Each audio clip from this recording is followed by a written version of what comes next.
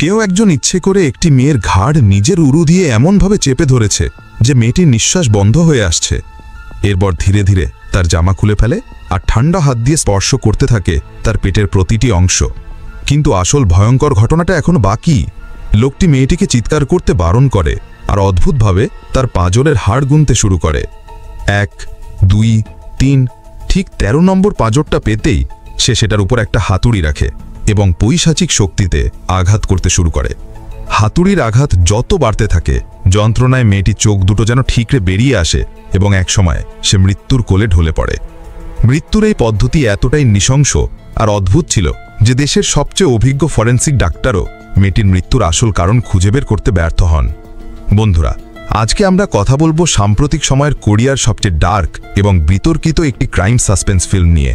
সিনেমাটির দৃশ্যগুলো এতটাই ভয়াবহ ছিল যে সেন্সর বোর্ড বেশ কয়েকবার কাটছাট করার পরেই এটিকে মুক্তি দেবার অনুমতি দেয়। কিন্তু তারপরেও সিনেমার অবিশ্বাস্য টুইস্ট ভরা কাহিনী মানুষের ভেতরের কুৎসিত আর অন্ধকার দিকটা আমাদের সামনে তুলে ধরে। কথায় আছে, প্রত্যেক মানুষেরই কিছু গোপন রহস্য থাকে, আর যখন সেসব গোপন কথাগুলো একে একে প্রকাশ পেতে শুরু করে তখনই জন্ম নেয় এক বিশাল ট্র্যাজেডি। গল্পের শুরু হয় দেশের একজন অত্যন্ত প্রভাবশালী রাজনৈতিক নেতার পরিবারকে কেন্দ্র করে। ইয়ন হং এবং তার স্বামী জংচানের বিয়ের অনেক বছর হয়ে গেছে। তাদের মিন জিন নামে একটা ফুটফুটে মেয়েও আছে। কিন্তু নামেই শুধু পরিবার, আসলে মেয়ের যত্ন নেওয়ার সময় তাদের কারো কাছেই ছিল না। কারণ তার স্বামী জংচান তখন সংসদ সদস্য নির্বাচনের জন্য লড়ছেন, আর ইয়ন হং স্বামীর জন্য ভোট চাইতে দিনরাত এক করে ফেলছে। এরকমই একদিনে তাদের মেয়ে মিন জিন জানায় যে সে তার এক বন্ধুর বাড়িতে পড়তে যাচ্ছে। স্বামীর নির্বাচনের কথা মাথায় রেখে ইয়ন হং মেয়েকে তাড়াতাড়ি বাড়ি ফিরতে বলে। কিন্তু সেদিন মাঝরাতে যখন ইয়ন হং বাড়ি ফেরে তখন সে দেখে মিন জিন তখনও ফেরেনি। তার মনে একটা অজানা ভয় কাজ করতে শুরু করে। সে মেয়ের সব কাছের বন্ধুদের ফোন করে, কিন্তু সবার উত্তর একটাই, তারা কেউ মিন জিনকে দেখেনি। সেদিন রাতে বাইরে মুষলধারে বৃষ্টি হচ্ছিল আর মেয়েটা ছাতাও নিয়ে বেরোয়নি। দুশ্চিন্তায় ছটপট করতে করতে ইয়ন হং তার স্বামী জংচানকে নিয়ে পুলিশের কাছে যায়। কিন্তু পুলিশ যখন জানতে পারে যে মিন জিন মাঝে মাঝেই বন্ধুদের সাথে বাইরে থাকত, তখন তারা এই কেসটিকে মোটেও গুরুত্ব দেয় না, বরং সাধারণ নিখোঁজের ঘটনা বলে উড়িয়ে দেয়। এদিকে মেয়ের চিন্তায় ইয়ন হংয়ের পাগল হয়ে যাওয়ার মতো অবস্থা। কিন্তু তার স্বামী জংচানের মাথায় তখন অন্য চিন্তা। সে ইয়ন হংকে বলে এই ব্যাপারটা যেন বাইরে জানাজানি না হয়, কারণ এখন তার নির্বাচনের সবচেয়ে গুরুত্বপূর্ণ সময় চলছে, আর সামান্য একটা ভুল তার সাজানো স্বপ্নকে ভেঙে চুরমার করে দিতে পারে। মেয়ের নিখোঁজ হওয়ার খবর ছড়িয়ে পড়লে তার সম্মানহানি হতে পারে, যা ভোটের বাক্সে প্রভাব ফেলবে। তার ধারণা হয়তো কালকের মধ্যেই নিজেই বাড়ি ফিরে আসবে। ভাবুন একবার, নিজের মেয়ে নিখোঁজ, কিন্তু একজন বাবা হিসেবে জংচানের কোনো চিন্তাই নেই। তার কাছে মেয়ের জীবনের চেয়েও ভোটের রাজনীতি অনেক বেশি গুরুত্বপূর্ণ। স্বামীর এই রূপ দেখে ইয়ন হংয়ের মন ভেঙে যায়। সে একা একাই মেয়ের যাওয়ার সমস্ত রাস্তায় পাগলের মতো তাকে খুঁজতে থাকে, কিন্তু মিন জিনের কোনো চিহ্নই খুঁজে পায় না। পরের দিন জংচান অবশেষে বুঝতে পারে যে বিষয়টা গুরুতর দিকে গড়াচ্ছে। তখন সে পুলিশকে ডেকে মেয়ের সমস্ত কল রেকর্ড এবং তথ্য সাবধানে চেক করতে বলে। পুলিশ মিন জিনের কল রেকর্ডে দেখতে পায় সে সম্প্রতি সবচেয়ে বেশি কথা বলেছে চুই মিয়ক নামে একটি মেয়ের সাথে। এই নামটা পাওয়া মাত্রই ইয়ন হং ছুটে স্কুলে যায় এবং মিয়ককে খুঁজে বের করে।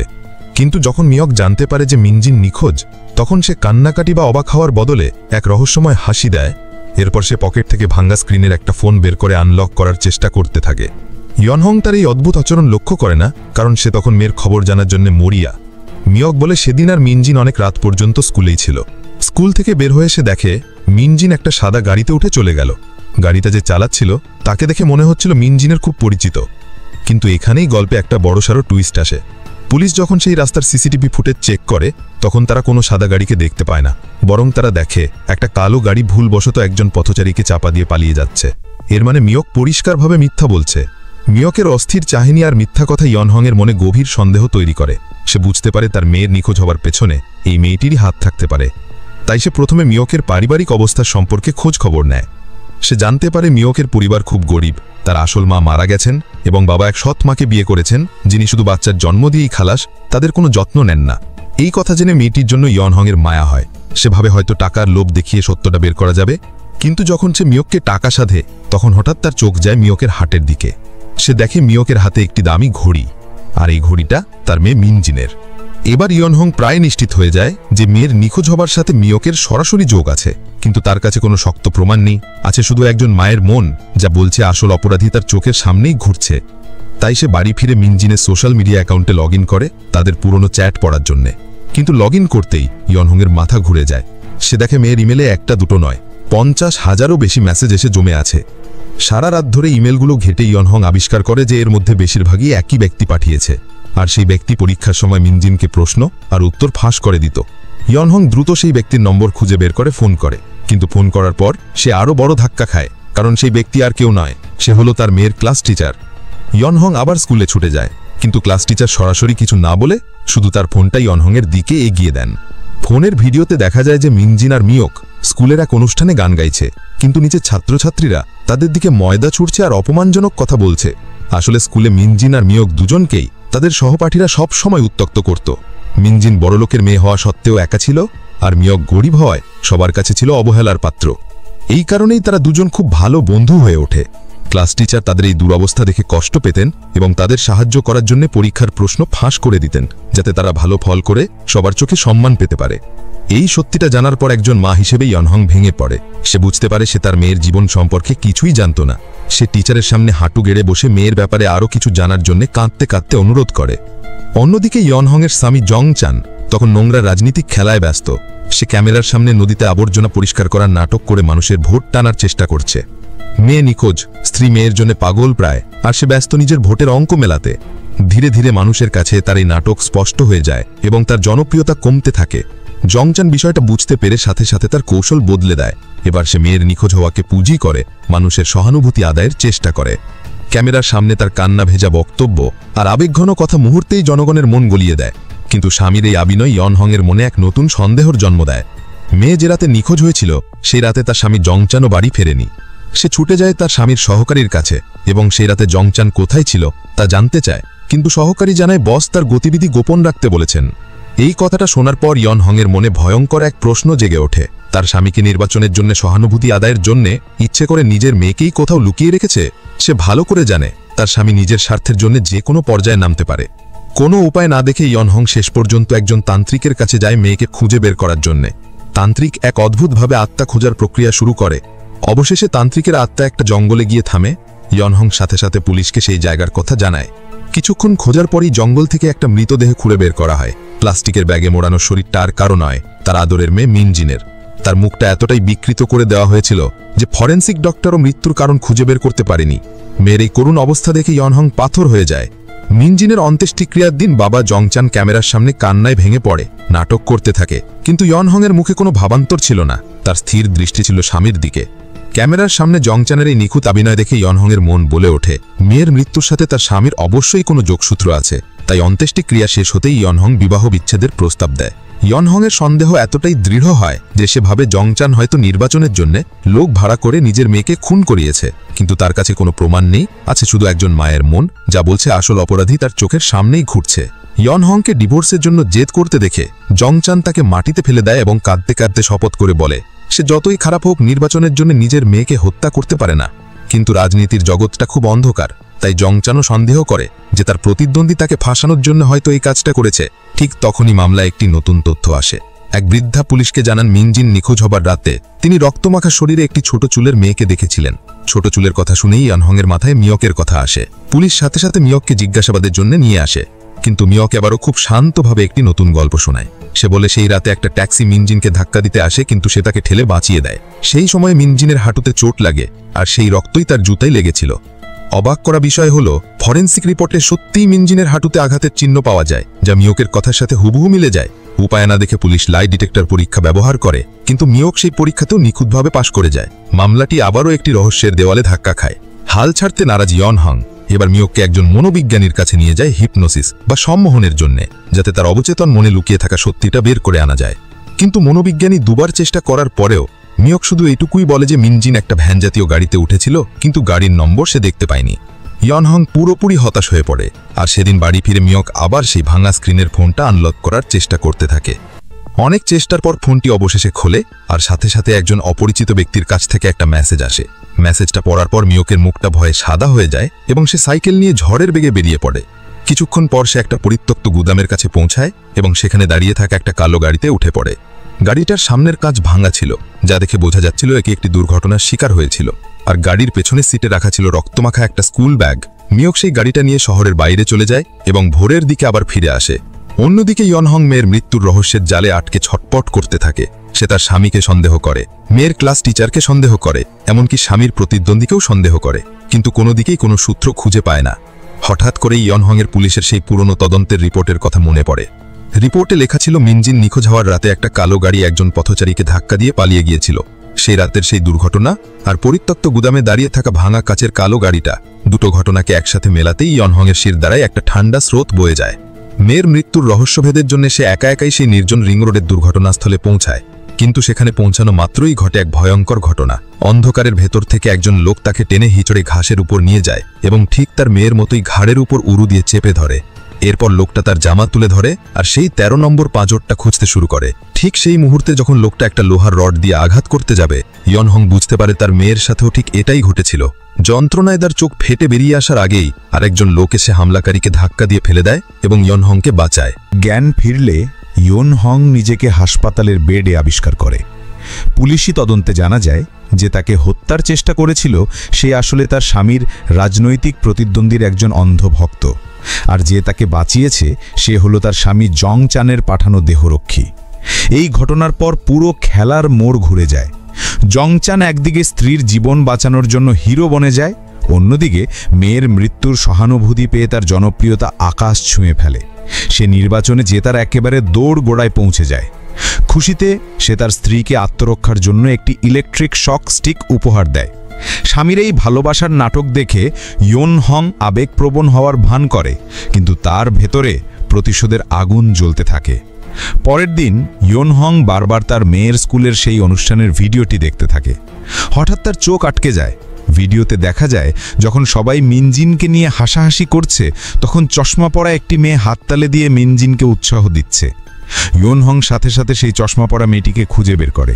মেয়েটি জানায় মিনজিন এবং মিওক খুব ঘনিষ্ঠ বন্ধু ছিল এবং মিওক কখনই তার ক্ষতি করতে পারে না। কিন্তু কথা বলার সময় ইয়নহংয়ের চোখ যায় মেয়েটির স্কুল ইউনিফর্মের দিকে, যেটা তার গায়ে ঠিকমতো ফিট করছে না। ইয়নহং তার জামাটা একটু তুলে ধরতেই চমকে ওঠে, এটা আসলে মিওকের ইউনিফর্ম। সে বুঝতে পারে মিনজিনের রক্তমাখা পোশাক এটাই, যেটা মিওক এই মেয়েটিকে পরিয়ে রেখেছিল পুলিশকে ধোঁকা দেওয়ার জন্য। নিজেকে প্রতারিত হতে দেখে ইয়নহং রাগে ফেটে পড়ে এবং মেয়েটিকে আবার জেরা করে। এবার মেয়েটি ভয়ে সত্যিটা বলে দেয়। সে ইয়নহংকে একটি ফোন দিয়ে মিনজিন আর মিওকের একটি গোপন আস্তানার কথা জানায়। ইয়নহং প্রথমে মেয়ের ঘরে যায় এবং সেখানে ভাঙচুর করতে গিয়ে একটা কালো ব্যাগ খুঁজে পায়, যার ভেতরে ছিল কাঁড়ি কাঁড়ি টাকা। দুটো স্কুল ছাত্রীর কাছে এত টাকা কোত্থেকে এলো, এই প্রশ্ন তাকে আরও ভাবিয়ে তোলে। এরপর সে সেই গোপন আস্তানায় পৌঁছায় এবং সেখানে সেই দুমড়ে মুচড়ে যাওয়া কালো গাড়িটি দেখতে পায়।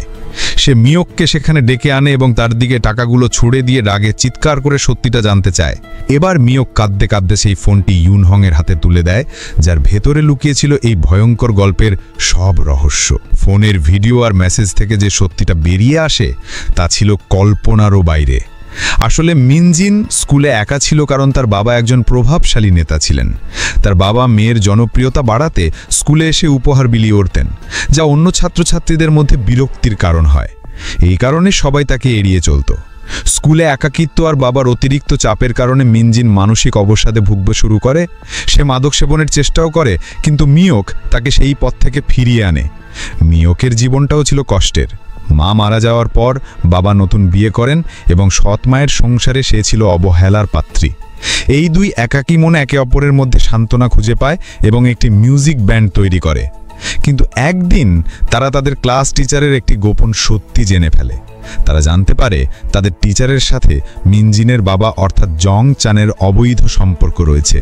তারা লুকিয়ে সেই ভিডিওর একটা রেকর্ড করে ফেলে। মিনজিন প্রথমে সেই ভিডিও দেখে টিচারকে ব্ল্যাকমেল করে পরীক্ষার প্রশ্নপত্র নেয়। পরে যখন মিনজিন জানতে পারে যে তাকে বিদেশে পড়তে পাঠিয়ে দেওয়া হবে, তখন সে তার বন্ধু মিওকের ভবিষ্যতের কথা ভেবে টিচারের কাছে 100 মিলিয়ন ওয়ান মানে বিশাল অঙ্কের টাকা দাবি করে। কিন্তু সেই টাকা নিতে যাওয়ার পথেই ঘটে সেই ভয়ঙ্কর দুর্ঘটনা।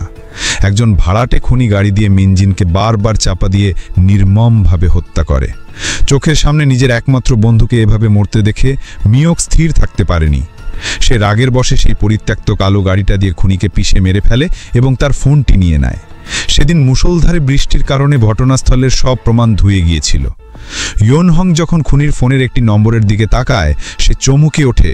সে শান্তভাবে বাড়ি ফিরে আসে এবং স্বামীর জন্য রাতের খাবার তৈরি করে।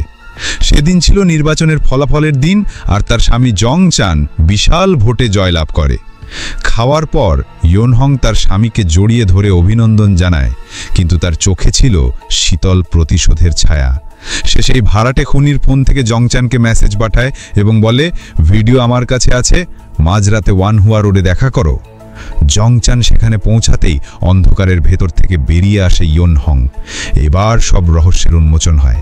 আসলে সেই ক্লাস টিচার জংচানের সন্তানের মা হতে চলেছিল। নিজের সন্তানের পথ পরিষ্কার করার জন্য সে জংচানকে বলে যে একজন ছাত্রী তাকে ব্ল্যাকমেইল করছে। সে ইচ্ছে করে মিনজিনের পরিচয় গোপন রাখে। জংচান নির্বাচনের আগে কোনো ঝুঁকি নিতে চায়নি, তাই সে সেই ব্ল্যাকমেলারকে সরিয়ে দেওয়ার জন্য খুনি ভাড়া করে। সে জানতেই পারেনি যে সে নিজের মেয়েকেই হত্যা করার নির্দেশ দিয়েছে। এমনকি ইয়নহংয়ের উপর যে আক্রমণ হয়েছিল সেটাও জংচানের সাজানো নাটক ছিল, যাতে সে তার প্রতিদ্বন্দ্বীর উপর দোষ চাপিয়ে মানুষের সহানুভূতি আদায় করতে পারে। সব সত্যি জানার পর যখন জংচান বুঝতে পারে সে কি ভয়ঙ্কর ভুল করেছে, তখন ইয়নহং তার আসল রূপ ধারণ করে। সে জংচানকে প্লাস্টিক দিয়ে মুড়িয়ে মাথায় ব্যাগ পরিয়ে শ্বাসরোধ করে মারার চেষ্টা করে, কিন্তু শেষ মুহূর্তে সে থেমে যায় আর কেঁদে ফেলে। কারণ সে বুঝতে পারে কাউকে হত্যা করা খুব সহজ। আসল শাস্তি হলো একজন অপরাধীকে বাঁচিয়ে রেখে তার সবচেয়ে মূল্যবান জিনিসগুলো কেড়ে নেওয়া। ইয়নহং তার স্বামী জংচান এবং সেই ক্লাস টিচারের অবৈধ সম্পর্কের ভিডিওটি অনলাইনে ফাঁস করে দেয়। মুহূর্তের মধ্যে জংচানের সদ্য অর্জিত সম্মান, ক্ষমতা আর জনপ্রিয়তা সব ধুলোয় মিশে যায়। যে ক্ষমতার জন্য সে নিজের মেয়েকে হত্যা করেছিল, সেই ক্ষমতাই তার সবচেয়ে বড় লজ্জার কারণ হয়ে দাঁড়ায়। বন্ধুরা, গল্পটা তো শেষ হলো, কিন্তু এর রেশ মনে হয় অনেকক্ষণ আমাদের মনে থেকে যাবে। এই সিনেমাটা শুধু একটি মেয়ের মৃত্যুর রহস্য উদ্ঘাটনের গল্প নয়, এটি আমাদের সমাজের কিছু কঠিন সত্যিকে চোখে আঙুল দিয়ে দেখিয়ে দেয়।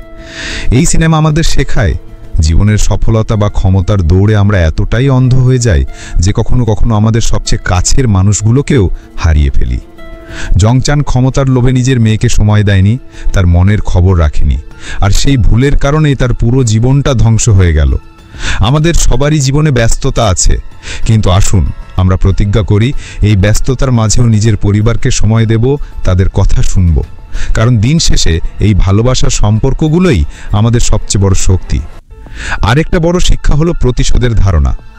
ইয়নহং পারত তার স্বামীকে খুন করতে, কিন্তু সে তা করেনি, কারণ সে বুঝেছিল মৃত্যুর চেয়েও বড় শাস্তি হলো একজন অপরাধীকে বাঁচিয়ে রেখে তার কৃতকর্মের ফল ভোগ করতে দেখা। সে জংচানের কাছ থেকে তার সম্মান, তার অহংকার, তার সব কিছু কেড়ে নিয়েছিল। এটাই ছিল তার আসল প্রতিশোধ। জীবনে অন্যায়ের শিকার হলে প্রতিশোধের আগুন আমাদের পুড়িয়ে দেয়, কিন্তু সঠিক বিচার সেই আগুনকে শান্ত করতে পারে। সবশেষে এই সিনেমাটি একজন মায়ের অকল্পনীয় শক্তির গল্প। একজন মা যখন তার সন্তানের জন্য লড়াইয়ে নামে, তখন তার শক্তির সামনে পৃথিবীর কোনো কিছুই টিকে থাকতে পারে না। ইয়নহংয়ের চরিত্রটি আমাদের দেখায় একজন সাধারণ নারীও প্রয়োজনে কতটা শক্তিশালী হয়ে উঠতে পারে। তো আপনাদের কি মনে হয় ইয়নহং শেষে যা করেছে তা কি ঠিক ছিল? আপনাদের মতামত অবশ্যই কমেন্ট করে জানাবেন। যদি আজকের এই পরিশ্রম এবং গল্পটি আপনাদের ভালো লেগে থাকে, তাহলে প্লিজ ভিডিওটিতে একটি লাইক দেবেন, কারণ আপনার একটি লাইক আমাদের অনেক উৎসাহ যোগায়। আর এই ধরনের আরও রহস্য রোমাঞ্চ ভরা মুভির এক্সপ্লেনেশন দেখতে চাইলে এখনই আমাদের চ্যানেলটি সাবস্ক্রাইব করে পাশের বেল আইকনটি প্রেস করে দিন, যাতে পরের ভিডিওর নোটিফিকেশন সবার আগে আপনার কাছে পৌঁছায়। দেখা হচ্ছে পরের কোনো অসাধারণ সিনেমার গল্প নিয়ে। ততক্ষণ পর্যন্ত ভালো থাকবেন, সুস্থ থাকবেন। ধন্যবাদ।